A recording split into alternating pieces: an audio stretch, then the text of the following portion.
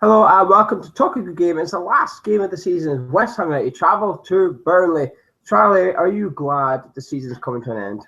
I've been waiting for this since about January. I've just been waiting. Like I remember so many times we'd come on the boats, especially after like wins at home, and we go back down to the boats. I'm like, can the season just end now, please? Can we call the rest of it quits? Like I'm so excited just to get a break from everything, and then hopefully next season we come back strong and better than we were this season. Well, there's still 90 minutes to get through first, Charlie. Before we get into that, me and Charlie have decided to have a little bit of fun since the last game of the season. There's not much to talk about in terms of team news either. So we've gone on to Fantasy Feed. The link is below if you want to have a check out. It's basically a seven-side fantasy league team that's done game week by game week. So we've signed up. You get £5 free credit and a 50% extra bonus on your deposit. But there's loads of free games. So me and Charlie, we've joined the free game as we would. Charlie, what's your seven-a-side team that you think is going to beat my seven-a-side team? So I've gone with sort of a mixture of big names and small names. Now, I don't want to ruin what my prediction for the score for this game is, but there are Burnley defenders and goalkeeper in it, which probably suggests what I think might happen. I've gone with Tom Heaton in goal. Defenders are Kieran Trippier and Michael Keane. Midfielders are Cheka Kiate and Eden Hazard. And then up front, I've got Gabriel Jesus and Alexis Sanchez. You've got Kiate in midfield. Yeah, even though I don't like him. I don't know. You forgot he's had surgery. Oh, he has as well, for Christ's sake. Yeah, I think Charlie's going to need to change his team, but that's Charlie's six plus his one player needs to change. My seven, I've got Burnley defender as well. I've got Fraser Forster in goal. I've got Michael Keane and Matip at the back. I've got Masani and Lanzini as my midfielders, and I've got Sanchez and Costa as my strikers. What they do is they use Opta stats so that you can gain points for passing, blocking shots, etc. So it's not necessarily about keeping clean sheets. That's why we've got lower league defenders in there. Defenders are going to be blocking shots, etc. So get involved and let us know what your seven is down below in the comments and see if you can beat me and Charlie. You should beat Charlie. He's only got 6 players. But Charlie, we've got some Burnley defenders. But what's your thoughts on Burnley this season? Are you impressed by them? They're staying up. Yeah, and they've done it really well. They went down. It almost felt like last time they were in the league. When they went down, it was almost like part of the plan. They were like, that's fine. We'll go into the league. We'll go down. We'll use the parachute payments to build our team up a bit more. And then next time we'll have a proper go. And they've done it perfectly. They've stuck with their manager, who I like a lot. I don't know what's wrong with his voice, but I like the dude a lot. I think he's really good. They've got good defenders. They just work as really well as a unit. They work hard, and they're not afraid to go long when they need to. They're not the most beautiful team to watch, but they work really hard at it and they do really well. And I wouldn't be lying. I would be lying if I said I didn't love a Sam Boakes-headed goal every now and then. I've been impressed by them as well. I think it's a risky strategy coming up in sort of keeping your money in reserve, not spending, etc. Because sometimes you do have to speculate to accumulate. As West Ham fans are sort of demanding this last couple of seasons, we're saying you need to spend if you want to move on. Burnley are sort of going against that myth, if you like, and they're surviving while remaining conservative. But their biggest challenge this summer is keeping Heaton and Keane and seeing if they can build on it. Do you think they'll stay up again next season, Charlie, or is it like second season syndrome type thing kicks in where it's maybe one season too far? The big thing is keeping the players, like you say. If they can keep hold of Heaton, I think they will. If they can keep hold of Keane, that's going to be a bit more difficult. There's going to be a lot more people sniffing around him. Then that's going to be their big one. They want to keep hold of those because they've got a very strong defense. They're very strong in that sense. They're a good, solid unit. So if they can keep hold of those, then I'm confident they will stay up next season. If Keane goes, then it'll be a different story. Burnley have won their last 2 final day Premier League games, if that makes sense, while West Ham have lost their last 3. So everything's pointing to a home so far. And also, Charlie, Burnley are on 40 points so far. 33 of them have come at home. Is that the key to any team coming up to surviving? Yeah, and they've done it better than anyone else. Like, that place has been an absolute fortress. The fact that only Man United have beaten them at home, right? I think. I'm not sure if that's the case. Is that right? I'm not sure. They haven't lost many games anyway. Yeah, I mean, they've been absolutely fantastic at home. Maybe Arsenal did. No, that was the handball thing. It was a draw. They're basically brilliant at home, is the point. And it's something that I am incredibly jealous of because at home we can't do anything. So they've done it perfectly. They've gone about their business in the right way. And like I said, they're just well run.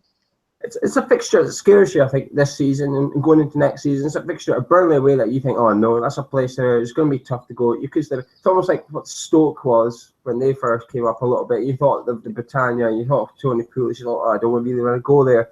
That's what Burnley have got, and that's what they need to keep and use that as fear, if you like. And the man in the middle at Burnley is Robert Madley. I couldn't say that there.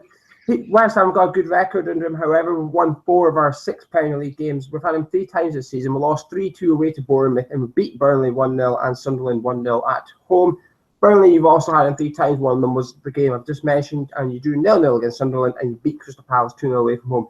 Charlie, just in case you don't know, Noble's out, Reed's out, He's out. That's pretty much the team news that you need to know. But no Winston Reid. On his back, Charlie, do you risk him, or is it time to see Declan Rice? Oh, I wasn't even thinking about that. Yeah, I mean, I really want to see youth players in this game. There's nothing to play for. It's going to be a tough fixture, but I want to see them start. When it was all going crap last week, everyone was calling for young players like Keane to come on, and I was like, I see what you're saying, but why put them in a game where they're just going to get absolutely hammered and aren't probably going to see much of the ball? This is a game where we can actually take it to our opponents. And so there are a few young players I want to see involved in the first team. Rice is one of them, Keane is another. And hopefully, I think this is the sort of game, final day of the season, the fans want something nice to go out on. And if you bring in a youth player and they play fantastically, that's going to give us a drastically different outlook for the rest of the summer than it would if it's just the same faces that we've always seen and they flounder and fail. Just to play devil's advocate, Charlie, if he did play Rice and he played well, does Billet essentially hand the fans a stick to hit him with, and fans will then say, this is why you should have been playing the youth all season? Probably, but I mean, let's be honest, he's going to get hit regardless of what happens. Do you know what I mean? It's like he either doesn't play him and everyone goes, why aren't you playing the youth? It's a nothing game, why don't you do it? They play, they succeed, and then it's like, oh, you should have been playing him. Really, he should look at, if I was him, I would look at it logically and say, it's a good game to gain experience from. It's tough opposition. You're going to get hit. You're going to do well. Nail it this time, and then we'll go into the summer. We'll look at it that way. And I think they can only gain from that. And if he has to take the hit from the fans because of that, then I would do that. Quite a poor performance from a few players against Liverpool, Charlie, but we don't really have much options unless you do turn to the youth. But up front is probably the most obvious change. Clearly played against Liverpool. Fletcher, come on. Do you think it's time we give Fletcher a run out just because it's the last game? Do you swap them? Yeah, he's always impressed me when he started. He seems to have people peg him as a target man, but that doesn't seem to be his game. He actually gets involved in the build-up play. He's happy to move out wide, and he'll get involved in play. He'll dribble. He seems to be a sort of more complete player than that. And I think against Burnley, we're probably going to need someone who's capable of bringing in midfielders around him and actually breaking down that defence. Because if someone is isolated up front, like they were against Liverpool in other matches this season, it's just not going to happen. We're not going to score. Yeah, I would maybe try him as well. Maybe even go both of them up front or try something different. I would try change something in centre midfield either. The problem is I don't know what. I genuinely can't think of something to suggest. But Norvine and Fernandez, I thought they were individually and as a pair shocking against Liverpool. The effort both of them put in and tracking back, etc., was one of the worst I've seen in a midfield pair at West Ham in a long, long time. It looked like they didn't want to be there. But the problem is I don't know what to suggest. I don't know if you take out one, you put Lanzini in there, but you don't want to be putting Lanzini in there. But I would change it in there just for the sake of changing it because of what they did against Liverpool. Charlie, is this essentially an £11 million game? Because that's the difference between where we could finish, high up and as low down as we can go. There's a difference of £11 million prize money.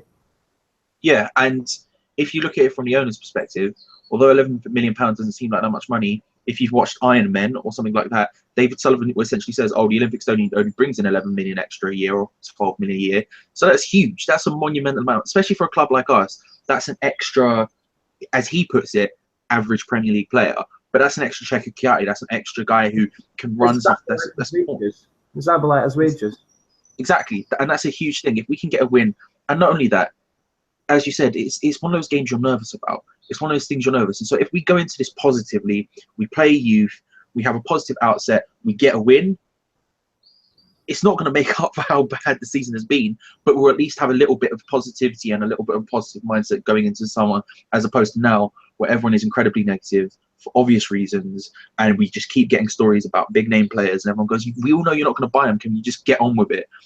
Let's have a bit of positivity. Let's go into it, and let's just. It's summer, man. Let's just have the summer, for Christ's sake." It's the talk about the managers died down quite a lot, Charlie. But the last question on the manager for the season, if you like, and that is, while it looks like he's probably going to keep his job next season, do you think a thumping at Burnley would certainly cause a bit of panic, if you like? Yeah, I think our owners are probably itching with the trigger finger a little bit anyway. I've been backing him for the entire time, as you know, and I think we'd be stupid to get rid of him at this stage. I think there's no one available better than him right now. And so if he was to get an absolute thumping, then the owners would probably... See, the thing is with them is they're always so proud about the fact they don't fire managers, and he's got a year left on his contract. So actually, even if we did get thumping, they probably wouldn't do it, but it would certainly make his case to be able to say, actually, I want to do more transfers, I want to be more in control. It would certainly make it a hell of a lot more weaker, because they're probably already lining up people. They've probably got Mancini already in the bus up to Burnley as we speak. So, yeah. Yeah, I get what you're saying. They're quite proud they don't fire managers, but the problem is they don't really back them either, and that's... Yeah. There's two sides of the coin there. You can look at it either way you want. But I worry that if we were to get hiding at Turf Moor, that the pressure would be pushed on the board by the fans, really, saying, well, we can't be putting up with this next season. We can't be going into the summer with this hanging over, this cloud above our heads, unless something gets sorted quickly. It is an £11 million game. It's quite a lot for the board. For the fans, I think we just see it as a friendly, really. Unfortunately, that's what it probably is. Like that Sunday against Liverpool had that sort of feel before the game and after it as well. Actually, we just got thumped 4-0. No one was really angry as such compared to previous games. Everyone was like, the players just don't care, unfortunately. But Charlie, are you confident? Do you think you're confident for the 3 points? I think we know what vibe you're giving out, but I'll ask you anyway. I'm not confident for the 3 points. I don't think we're going to get a battering. I don't think it's going to be a particularly exciting game. If someone like Keane plays, I'll be hyped, but I wouldn't say I was confident for the 3 points, no. Yeah, I'm a bit like yourself. I've struggled to be excited about this one at all, especially what we're seeing against Liverpool. The players are clearly finished for the season. They're done. I think once they beat Tottenham, they weren't going to get better than that this season. There wasn't going to be a higher moment when you beat Spurs, you knock them away from the title, and you secure safety all in one night. You're not going to do better than that, and I think we've seen that against Liverpool. Burnley's a tough place to go, and one thing about Burnley is a lot of teams down tools. I don't think Sean Dyche will ever allow Burnley to do that. And while they're not Barcelona, they're full of endeavour, they're full of graft. And if this is Michael Keane's last game for Burnley, he's going to make sure he's going out on a high as well. So Charlie, with all that in mind, what's your score prediction for Sunday, please? 0-0. Yeah. You're going for a nil. You're confident we'll keep another clean sheet, are you?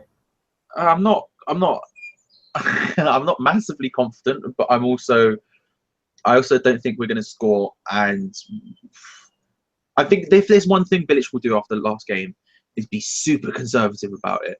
And so I suspect that we'll be much better defensively than we were. And I just can't see us scoring. So I'm going to go for the most exciting 0-0 draw. No, it's going to be boring. 0-0.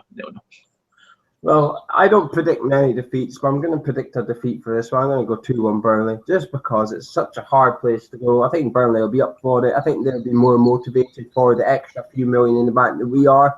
I think, well, we're looking at it, that 11 million buys you a player. I bet you that's how Sean Dyche is looking at it. He's thinking, if I can get an extra couple of places in the league here, I will be able to go get a £4 or £5 million player. And to him, that is a decent budget to go get an extra player. I don't know if Bilic should be looking at it like that per se. And what I've seen against Liverpool, I struggle to see why we're going to go from that to getting something at Turf Moor in the space of a week with the same personnel on the pitch, minus Winston Reid. I just don't see where it's going to come from. But let us know your predictions down below. Hopefully a bit more cheerier than me and Charlie. We'll be doing a review as well straight after the game, regardless of the result. Fingers crossed we won't be getting beat. Hopefully we can get the win. But anyway, have a look at the fantasy speed. Take me and Charlie on. Put your 7 below. You got a salary, by the way. You can't just pick out 7 players in the Premier League. You've got a budget to work to. But that's been Charlie. He's saying 0-0. I've been Gio. I'm saying 2-1 Burnley. Let us know your predictions and come on to the FormerHammersChat.com, and we'll see you on Sunday afternoon.